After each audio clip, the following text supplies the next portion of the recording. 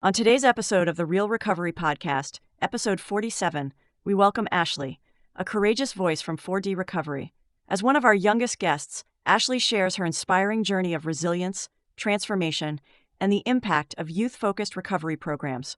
From navigating addiction's challenges to finding strength in community and mentorship, Ashlie's story is a powerful reminder that recovery is always possible.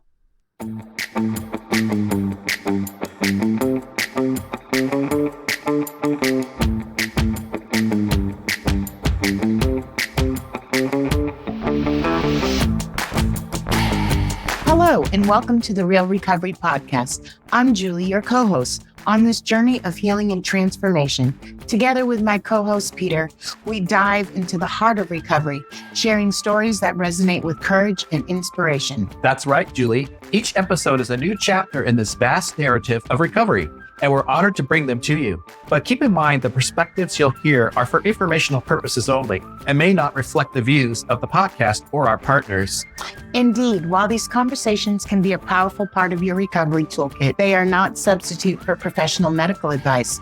We encourage you to seek guidance from your healthcare provider for any treatment-related decisions. And if you're facing an immediate crisis, or if you just need to talk to someone who understands, don't hesitate to call the Recovery Crisis Line at 503-223-8569. That number is also on our website. Help is available 24/7. Now let's begin our episode of recovery, real recovery.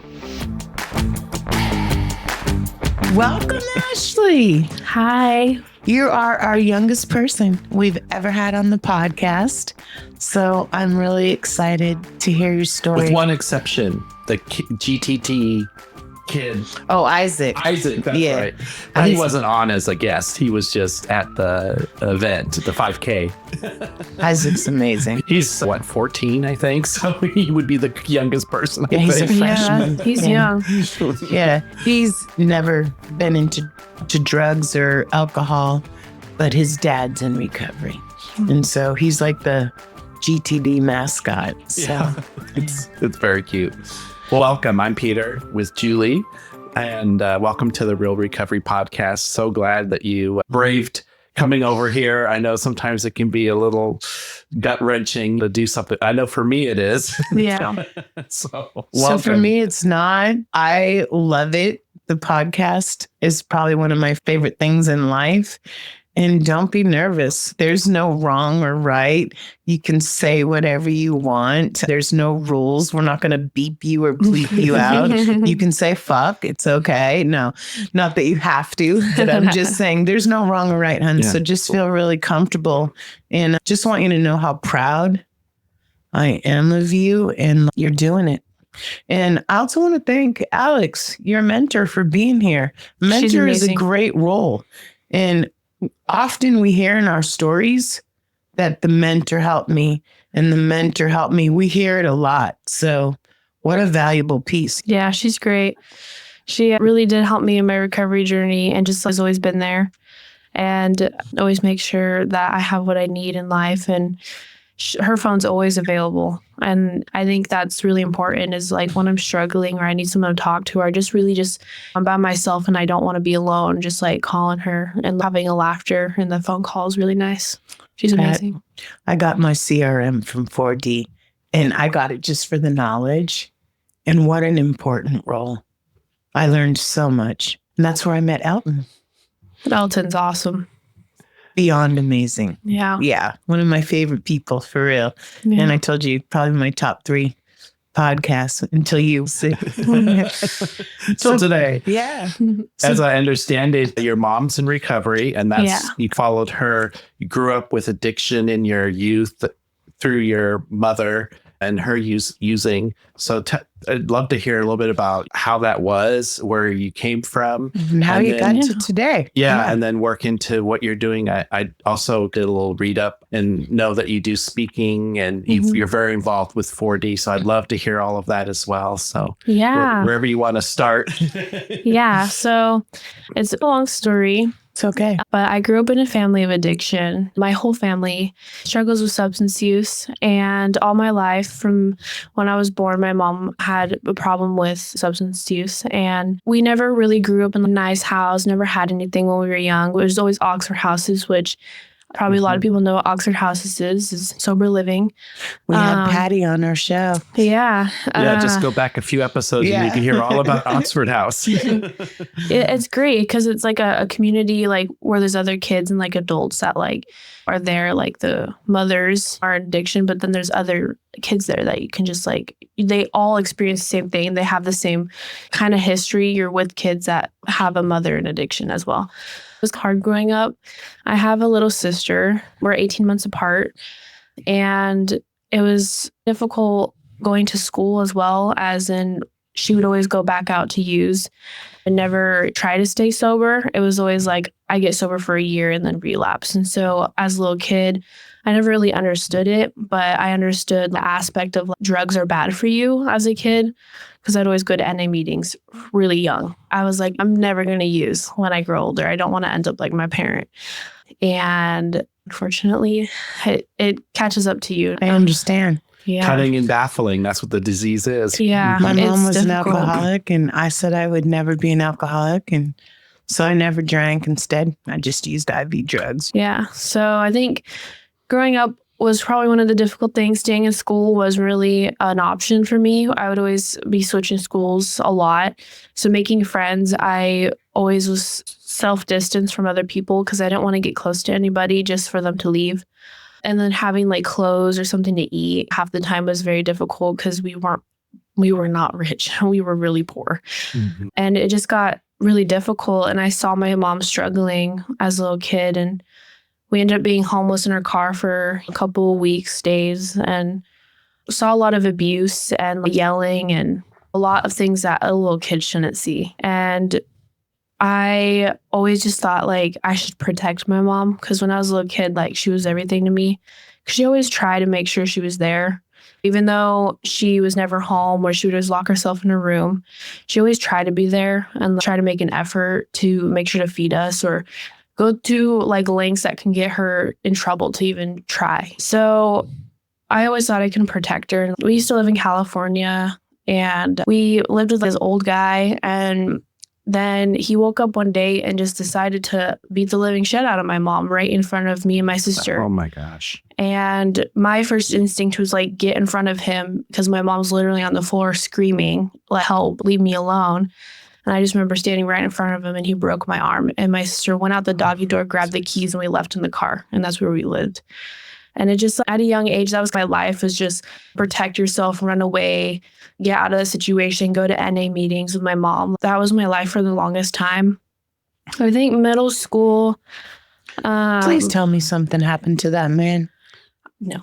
I don't know where he's at. I think he's in jail. I have no idea. I hope so, because I want to go there right now. Yeah, no. Yeah. We moved back to Oregon, and we stayed with my grandma. She did pass away, but that was my mom's, like, supporter. She always told my mom to keep her head held high, and she protected us as like kids. She would always get us clothes, make sure we had something to eat. We would always be with my cousin. And so that was like a safe place there. Like it had my grandma, my grandpa, my cousins, like my uncles. Like that was my safe place. We had Christmas there. She made sure we had something in our belly. I love that. Yeah, that was my mom's supporter. So when she passed away, it was really hard on all of us, because she was the person that taught my mom to keep her head held high. Right. That's like a tongue twister right there. And then middle school, I think I had the awareness by then of what recovery was and what drugs do to your body. And seeing my parents go through it was hard because I understood it then.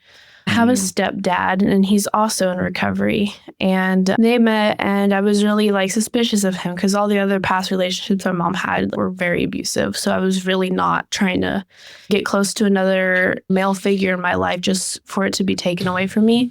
But he's amazing. That's my dad. Like, he's in recovery. He supports me. Like, he encourages me to go out there and do what I want in like a good way. But he's really good. And my mom showed like my mom like different paths, and like they're married. Like I've never seen my mom so happy in her life.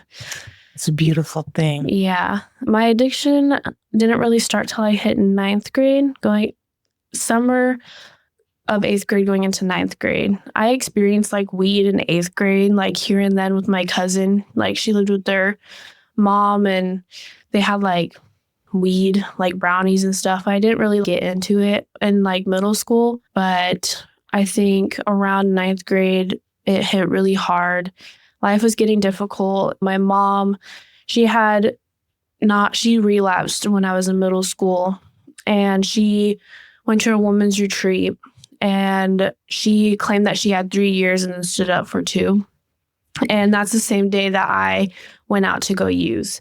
Wow. And I know I didn't really know it at that time because I was only in my world and was really selfish and I cared just what I wanted. And not too long ago, I hear in meetings of the day she stood up for 2 days, I went out to go use. And that's hard to hear because you're like, man, like I could have just been there waiting for her at home and say congratulations, but her child is going out to use. And so it was really hard to like know that, you know. Yeah. I didn't really, the only reason I went out was to find an escape. I was tired of running away and hiding and I just wanted to experience it and just disassociate from the world. Were you curious just to know what it was about? Some of the fact, yeah, like I just wanted to know like why she chose that over her own kids. But my stepfather tried killing himself when I was 8th grade going into 9th grade. And it left my mom really depressed and it left me super upset and felt like nothing in the world can never do me right. And that's what took me down a spiral and I ran away from home. And my mom went to retreat. My dad was home and I ran away from home and I went with some friends, really bad influence friends, by the way, not good friends. And I remember one of my friends is telling me, hey, let's go to a party. Let's run away. Let's have some fun. And I remember we did not know where we were going. We had the address written on our arms. Our phones were at low battery. I had no idea where we were going. It was in the middle of Vancouver behind some like rusty train tracks and there was gunshots going everywhere. Everyone's telling me to be careful. And the outfit I chose to wear that day was not good. Like I was wearing a nightgown and fishnets. Like what was I thinking? I don't know. I was 14, 15. I don't know what I was thinking.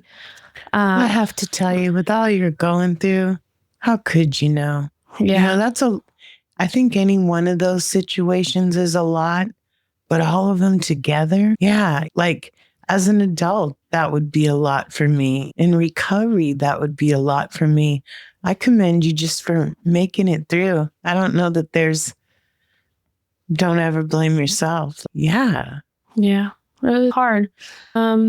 I did some like weed and alcohol, just a little bit here and there. And I tried acid and ecstasy all at once. And I just remember crashing and I got so sick and all I could do was just lay on the floor and I couldn't feel my body. Like it just felt like my skin was being shredded from me. But at the same time, I felt at ease. And, you know, that night I had a friend from a mutual friend from another friend offered me meth. And I kindly declined because that was my mom's drug of choice. And I was like, Mine too. I'm not trying to, I seen what that's done to my family. I'm not trying to get into that. But this little demon on my shoulder was like, you should experiment it because you want to know what it feels like. Because why did your mom chose this drug over her own kids? So I took it. And at first I hated it. I didn't enjoy the feeling of it. When you said you took it, how did you take it? I smoked it. Yes, it's so many different ways now. Yeah. Yeah. When I did it, people snorted it or worse. Smoking it wasn't really popular back then. That's why. Yeah. Yeah. It was gross as well. The taste was nasty. I was like, I'm not getting into this stuff. I'll just stick with like the little things. And then I find myself like the next day, what if I do it again and I get the different result? Because there's surely no possible way my mom enjoys this because it's nasty. Like I didn't really get a feel. And maybe that's because like I was still feeling the other side effects from like the drugs I had done before. And I just found myself in a cycle of I kept getting it. And I also had a job at 15. I was working at Dickey's Barbecue Pit. So I was getting money. Wow. I had my own money. I could spend on whatever I want. My mom wasn't paying attention to what I was buying. And I just would always spend my money on drugs. I didn't have no interest like other kids of buying new clothes or shoes or like hair products, makeup. My mom would ask, what'd you buy? And I was like, take my old clothes and be like, oh, I bought this. Didn't realize it was my old clothes. Like, it's like, it gotten so bad. And I just remember like when I didn't have it, I would just be laying in my bed feeling so like distraught. Like I just needed it. Like I was like my goal. Like I had no other goal but to just get it. And it actually helped me with school. And I realized that because I have ADHD, and when I did use it, it felt like it eased my brain, and like I had control, and like I was functioning. Like I wasn't like the people out in the streets. Like that means I'm functioning. That means like it works with my body. Right. That was my thought process of I'm not like other people. I'm normal with this. I got it. And I just remember going to school. I'm high off my fucking brain. I'm just like, you know what? Getting my work done and going to school. I'm getting good grades. No one could stop me because I'm doing good. But then it started like affecting my body. I started losing a lot of weight. I went to 130. That was my favorite part. I'm being honest. I was so excited that because I was big and I've only been small 2 times and neither one of them are good. Yeah. 3 times and still none of them are good. But yeah, that was my favorite part. And luckily I never got too sucked up. So people would tell me, oh, you look good. Yeah. Exactly. I thought I was Exactly. different too. Because I could function too. Yeah. My mom asked me, you're losing a lot of weight. And I always blamed it on an eating disorder. And it just gotten That's so pretty bad. slick. Hey, I thought I was smart. Yeah, that is slick. Oh, Yeah. We can be tricky, can't we?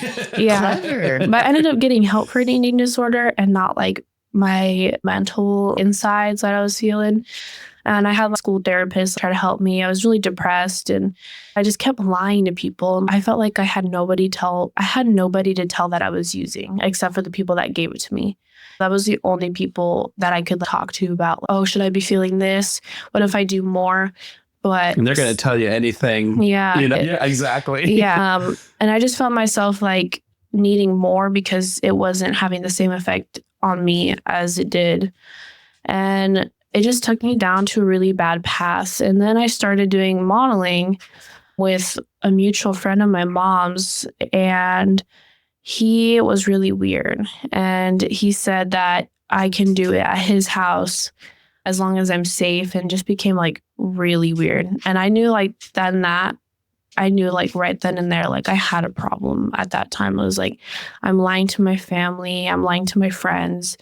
I'm not doing anything good in life, and it's affecting my body. I feel depressed. Like I felt so empty inside. I felt like I was just on a mindless roller coaster. And then I remember going down to the pool with my mom, and then Had your mom started recovery at this point? Yeah, she's in recovery now. Okay. Yeah. We're in the pool, and then she looks over and she's like, how long do you have clean and sober? And my heart, let me tell you, my heart sank to my stomach. I was like, what do you mean? What do you mean? Like, how many days clean sober? I've never used. And she's like, from weed? And I was like, oh yeah, like maybe like I did it like last night. So maybe 1 or 2 days, like completely just lying out of my ass.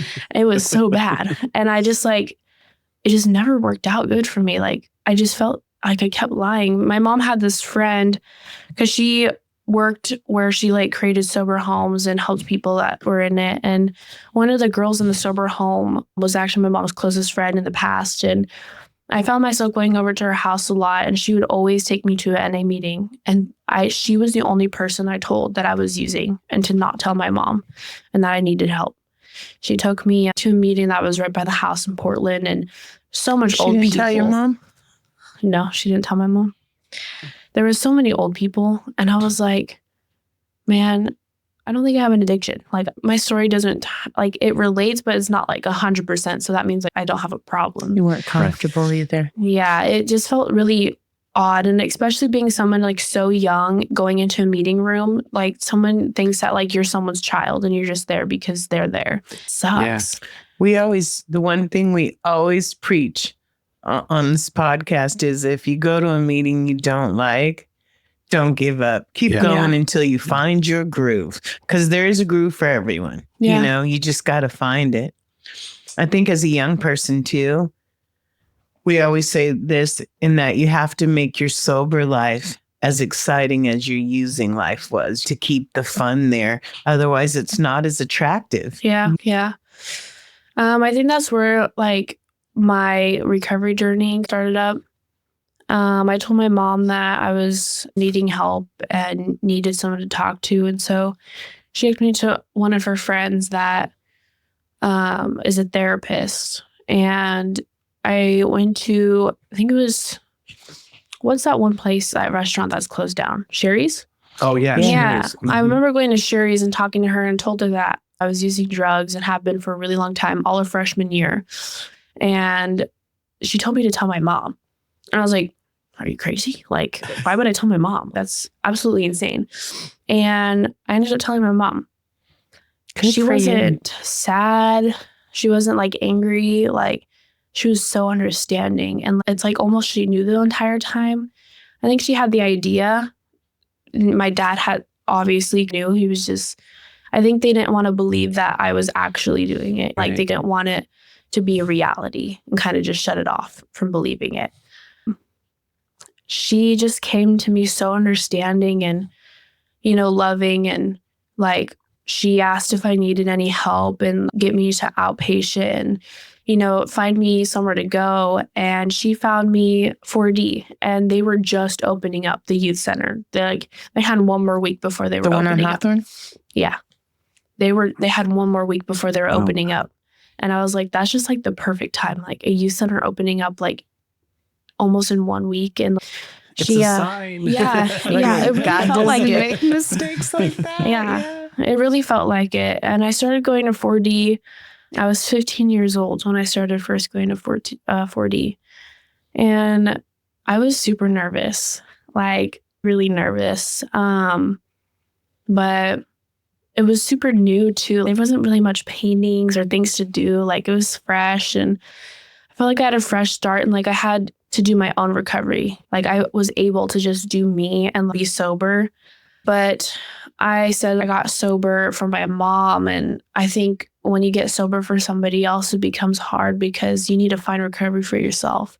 And I didn't find that yet. I love that. I love just what you said there. Yeah, I It's the haven't truth. found it yet. I haven't found recovery for myself. And I didn't know that's what you needed to stay sober and be in the community. And it's hard staying sober for somebody else because now you have an expectation for them. Like, I wouldn't say expectation for them. Like, you want to meet their expectations and like what they want to see, or you want to make them proud. And I just remember going to 4D and going to meetings, and I thought I had everything and that I was getting sober and like I had everything for me. But until the obstacles came and wanting to use and just wanting to feel something again, it took me down really fast, down back to the ground, because I didn't have any of like toolbox. Like I had nothing in my toolbox to help me. Like I had my mentor, but what else did I have? I felt like I didn't accomplish anything for myself. I was just getting sober just to get sober. Yeah. And so I fell down to the floor quick.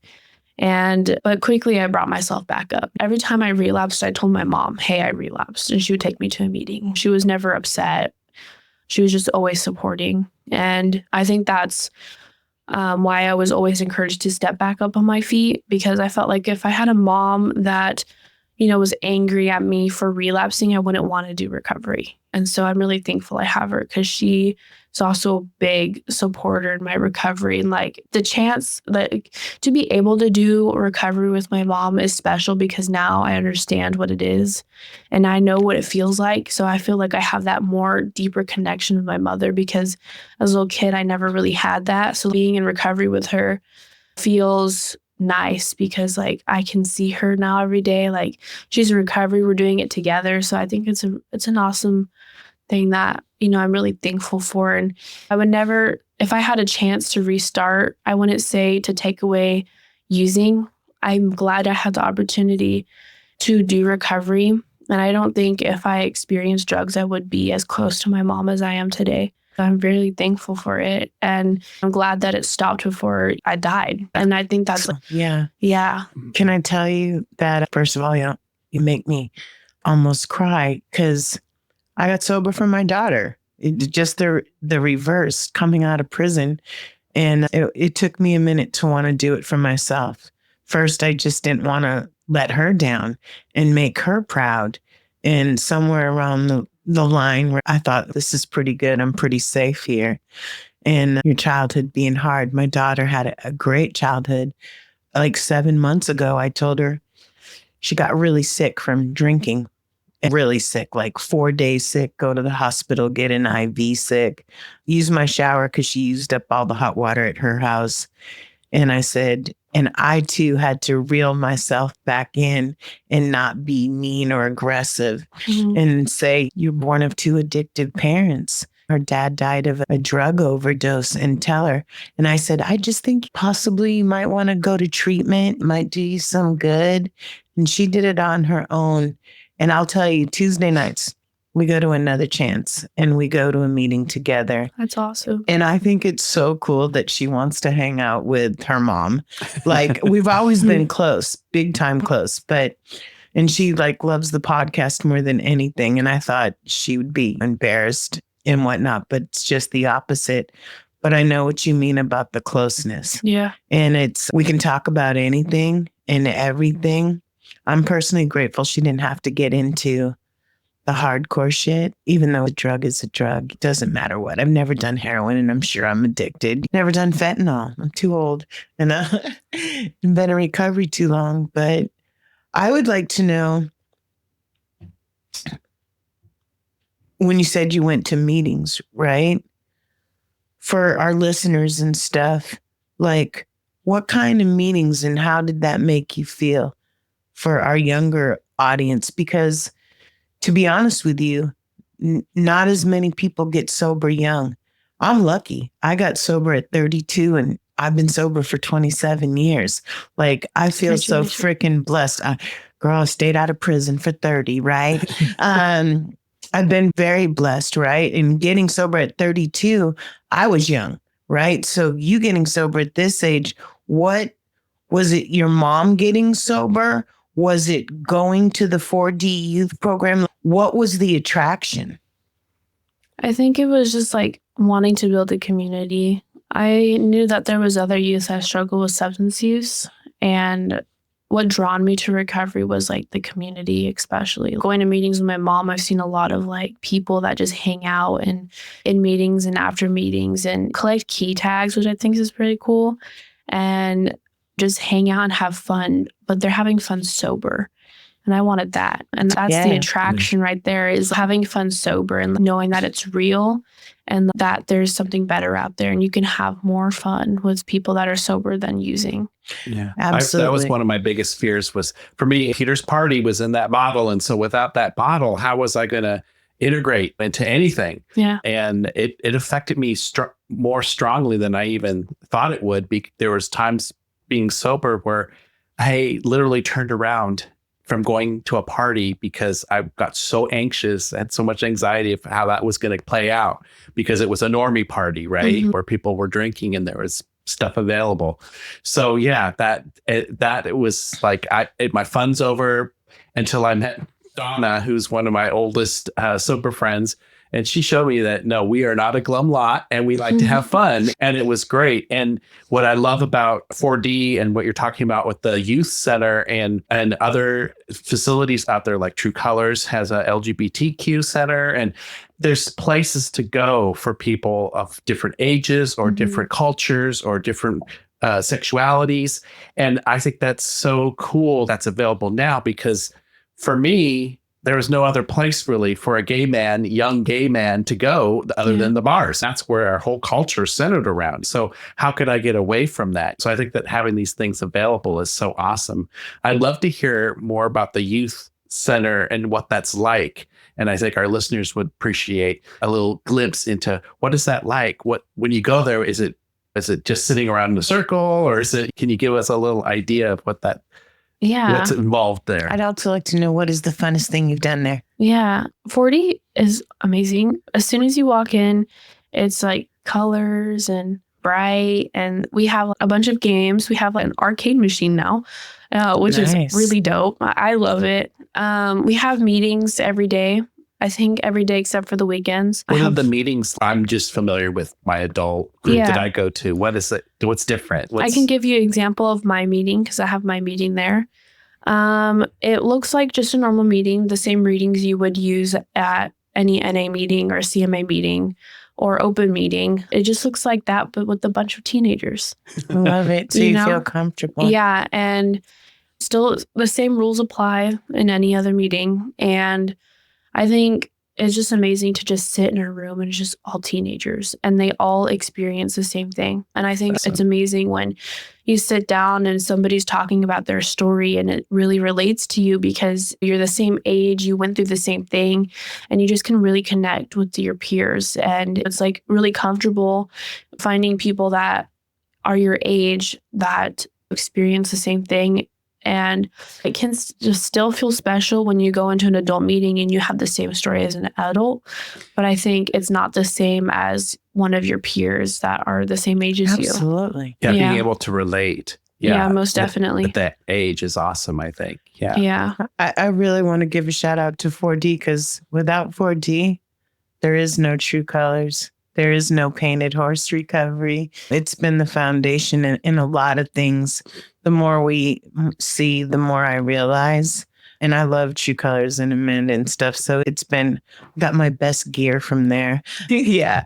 Beyond the meetings, then do they have events and things? Like I know True Colors, they have special nights and dances and all kinds of crazy stuff. They have tons of events because I went to a couple with my child. Yeah. Yeah, we have a lot of events. We usually, in the summertime, we went swimming and went to arcades, go to parks. A couple months ago, maybe a year ago, we went to the beach and it was really fun. And I think we just have different events every other week or a couple times a week. Mario Night's coming up. I just saw it today. Mario Night's coming up and I went to pumpkin carving. Pumpkin carving. Yeah, thought it was cool to make a mess at 4D versus my house. Yeah. And my daughter was probably October, 90 days sober. And I tried to make her stuff fun too. Like at 60 days sober, we drove to Seattle to see Chris Brown. And that's awesome. Jealous. Yeah, I'm jealous. So I paid a fortune for it, but I thought the memory couldn't be. The memory was priceless. Yeah. And exciting and celebrating those things. Yeah. And I think that's amazing. Do you get coins or tags? We get both depending on the meeting. I only have coins. I don't have a tag. I like tags because you can put them on your keychains. Yeah. It's really nice. For like when we do get like a year sober, we have like what we call a birthday. We would get a birthday cake and celebrate someone's clean date for achieving like 90 days, 30 days, 1 year. And I think that's a really nice experience because when you go into recovery and you think it's so hard to get sober, there's so much people to support you. And then when you finally hit that day that you've been waiting for so long, you just celebrate with the cake with all your friends. And I think it's so awesome. You don't even know. It's my favorite day of the entire year. I make sure I have it off. If I had to lie about it, I would, to get that day off. I think it's more important than my regular birthday because I just keep getting older on that. But I'm still young, but I agree with you. And I love the flowers and the cake and everything. It's like, it's a celebration of life. Yeah. Yeah. I really like the cake though. That's my favorite part. That's the best part. My first cake, right?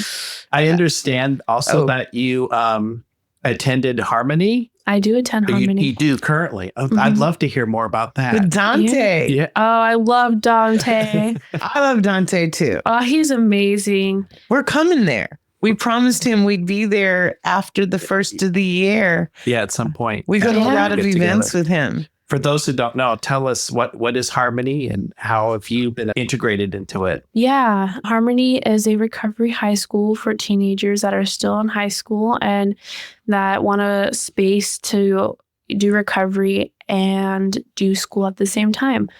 I absolutely love Harmony. I didn't start going the middle of sophomore year, and I just can't thank Harmony enough and like how grateful I am because you walk into the school, it's a small school, but you walk into the school and since it's such a like confined place, you just feel more like it's homey almost. Like When people want to be there. yeah, you're like with your friends, you're with other people that want to get sober. And we have recovery mentors there as well. And let me tell you, I have the best mentor there also. Her name's Taylor. And she, when I was struggling so much last year, she was the reason like I got back up on my feet and kept trying. And she really helped me. And I think the mentors there and the community and the people and the teachers, man, they're amazing. I can't fathom how grateful I am for them. It's just so awesome. I love that school. And I think it's awesome that we have a recovery high school.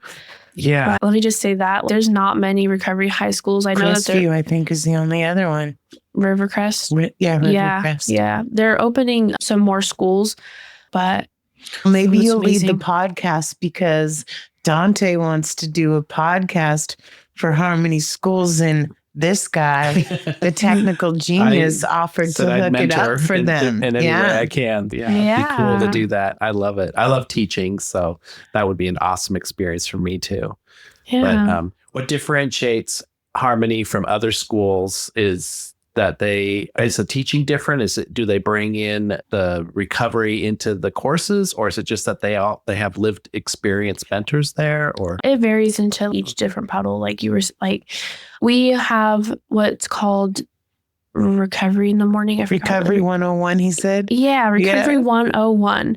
And either we do it as an all school meeting in like the community room, or we all just do it in separate classrooms. And basically we work with the mentor and we have like different prompts. Like it's either learning about the brain of what addiction does or how you're feeling and check-ins. Like it's just like a time in the morning to really reflect on your recovery. Love it. And I think that's awesome because you're getting the time straight out in the morning to just like think about recovery. I don't, but I've wanted to.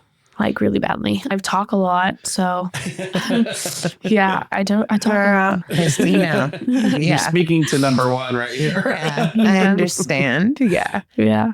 I think there's some hope on that little line, just so you know. Yeah, he's one of our ones that we told him, you just have to, we were really booked during the end of the year, and we told him right after the new year, but we see him everywhere, every gala, he's amazing. Yeah. He's been on our podcast. He did a little snippet at Recovery. Yeah, he hasn't been a guest, but he's been at an event. He checked in with us, and that was cool to get that little bite of perspective about the school. That's how I just knew a little bit about it, but I love to hear someone who's actually in the program speak about it. That just brings it to life. Yeah. Which is really cool. Harmony's amazing. It's like you step foot in that school and you just like have your backpack, you're hanging out with your friends and you go into your classroom and we're talking about recovery, but it's also a great opportunity to learn about your other peers' recovery and how their journey looks. Because everyone's recovery's journey is different.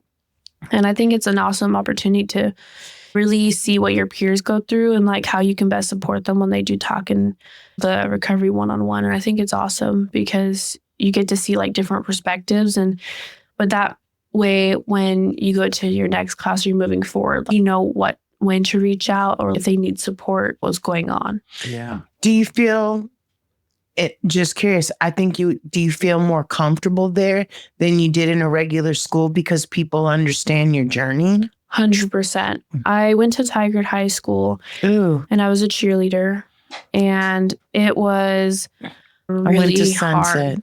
I understand, even though the years are different, but it's very bougie. Yeah. You have to have the right clothes, the right people. Yeah. And I did. So, but I moved from Boston freshman year and went to Sunset, and it was like overwhelming. I think going to like regular high school, it gets really hard when you either express to someone that you're in recovery or you struggle with substance use. Like people just look at you different. Stigmatism. Yeah. And it's just like they don't look at you the same. And the only way you'll feel the same is if you hang out with the people that understand. Unfortunately, I think that's life now. Yeah. I just got done. We'll just leave it at that because I signed an NDA, but I didn't feel comfortable being in recovery before, even older, even with this much recovery, I didn't feel comfortable. And God, would I have liked to have gone to a job, which I'm trying to move to that direction, where everybody was in recovery or felt good about it. Like Alex, you can just be yourself. Yeah. Yeah. Well, that's part of our hope with what we do with the podcast is to remove that stigmatism, to show that those people that you're stepping over or Judging. Yeah, are actually people who now are running nonprofits and recovery centers and doing other great things. And they all matter and they all have value. And also the part of the, with AA, there's that anonymity, and that has been pushed through. That thread has been through a lot of programs, but I think that if we can remove some of that anonymity and show that we are just great, we can be great people. The governor's wife is in recovery, and look at all she's doing for our state. And that's just one little example. I think we're the most brilliant people, by far. I'm serious. I think the most creative. I think the most compassionate. That's something I think too, going through the different paths, going through our struggles, I think has made us stronger. And they always, that's a cliche. What doesn't kill you will make you stronger. It does. I think and that's also why I think that peer mentorship, and I hear that so often, how important that is, because you have that experience, you've been through it. And like you said, everybody's journey is different, but the crux of it is still the same. We have that similarity. We have that thread that binds us all There's one together. Common thread, yeah. I also saw that you do speak.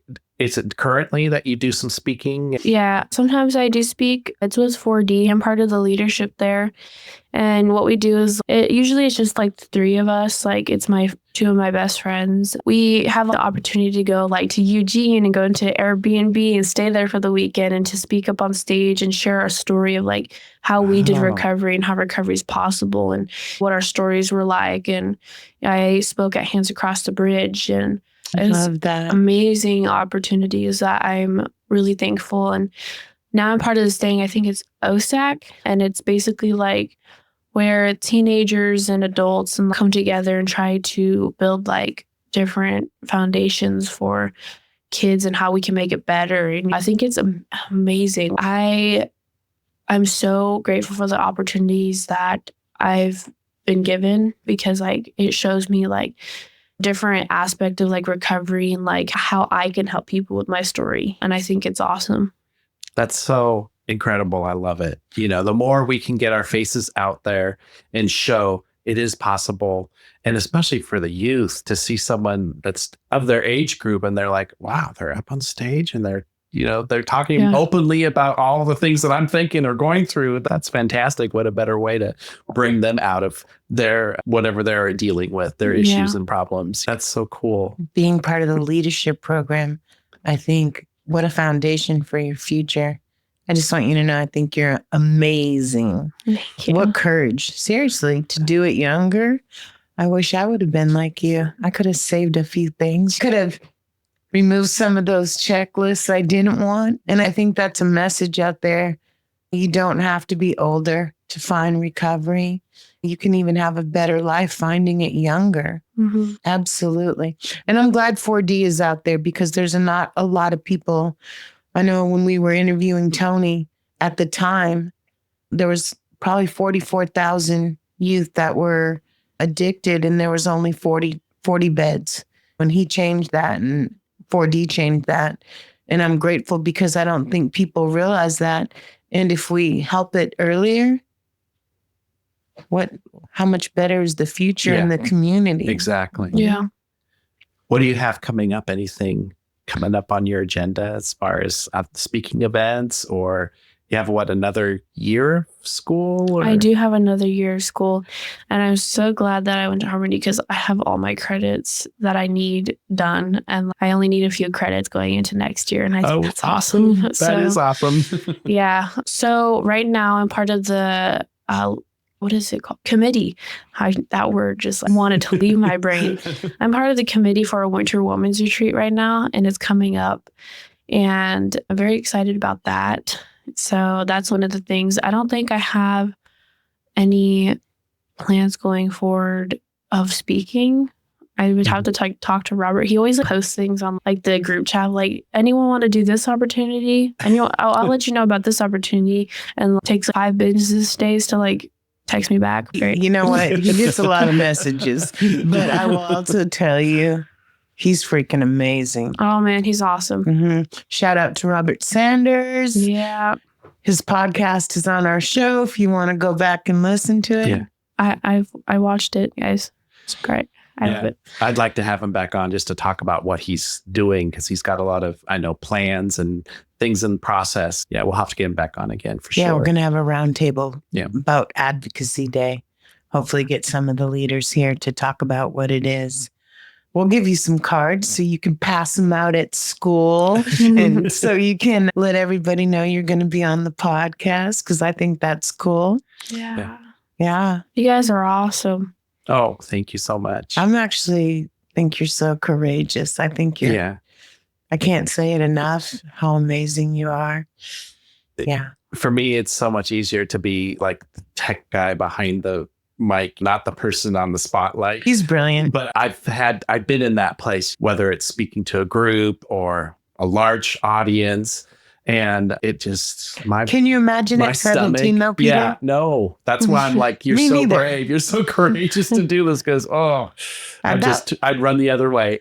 I hadn't even done a drug at 17. I was a late bloomer, but how amazing. Your future is so freaking bright. You can run the world, girl, like for real. If we could have gotten it that age, we probably wouldn't have been at the city nightclub, but yeah. Exactly. I think just doing recovery, like now I'm standing here with a year and 4 months clean and sober just from doing it. Yay. Yeah. That's fantastic. For someone who is in your age group or not, but someone who's out there struggling, maybe not in the program yet, thinking about it, they catch this podcast, what would you tell them? Do recovery for yourself and not for anybody else. And if you're struggling with finding a community, just know that there's communities out there. Like a lot of people made that for teens that have the opportunity to go out and find recovery. And just be brave. I can't say it enough. Just be brave going out there. It might seem scary, but it's going to save your future. Be brave. Tell somebody. It's going to suck the first couple of weeks, like getting into recovery, getting treatment, getting help. Like it's going to suck, but it's really going to save your future. And recovery does come with some cool opportunities and some things that like can help your life, and just like more people to just surround yourself with, and positive people. And I would just say to like those people that are my age, like I would say 15 to 17, even younger, like just if you're struggling with addiction, just go out there and find help. Like I just can't say it enough. Like it might be really difficult. Like it was super difficult for me. Like I was stressing out. My heart was racing all the time. Like I don't think I would be here right now if it wasn't for me being brave to just go out and do recovery and find it for myself. Well said. And we have links on our website, on our resource page too, and it'll be in this podcast as well, in the show notes to different facilities. So you can, especially 4D right up there at the top. Really? Absolutely. They make it so easy. There's a number or a link, and either way, you get connected and you're immediately brought into the fold of recovery. Yeah. And where's the youth center if they want to stop by and get a meeting, or where's that at? Do you want me to say the whole address because I know it by heart? Oh, sure. Why not? 1206 Southeast 11th Avenue.